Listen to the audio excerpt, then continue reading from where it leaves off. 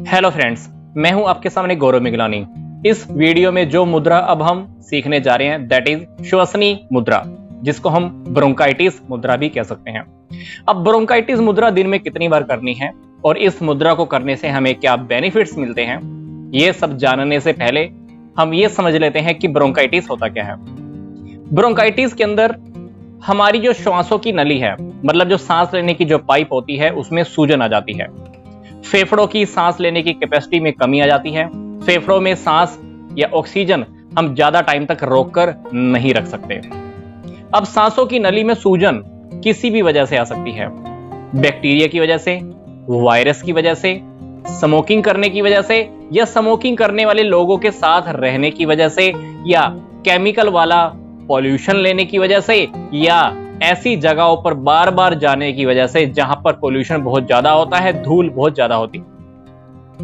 अक्सर देखा जाता है कि जिस पर्सन को ब्रोंकाइटिस का प्रॉब्लम है उसको खांसी के साथ साथ हैवी या गाढ़ा बलगम भी आता है।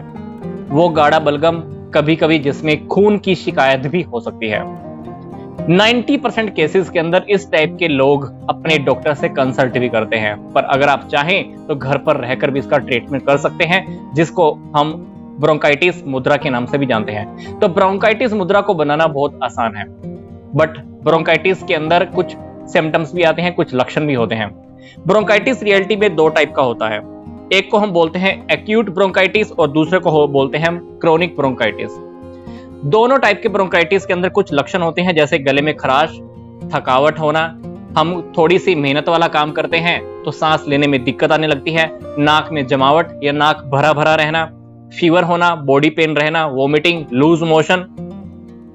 ब्रोंकाइटिस के अंदर बार बार इंफेक्शन भी होता रहता है।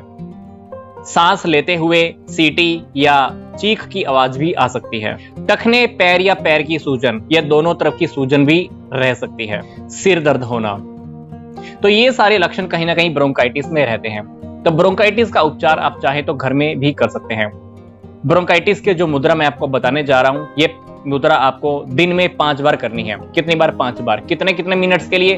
5-5 मिनट्स के लिए। यस, ब्रोंकाइटिस की ये मुद्रा दिन में 5 बार करनी है। और कितने कितने मिनट्स के लिए? 5-5 मिनट्स के लिए।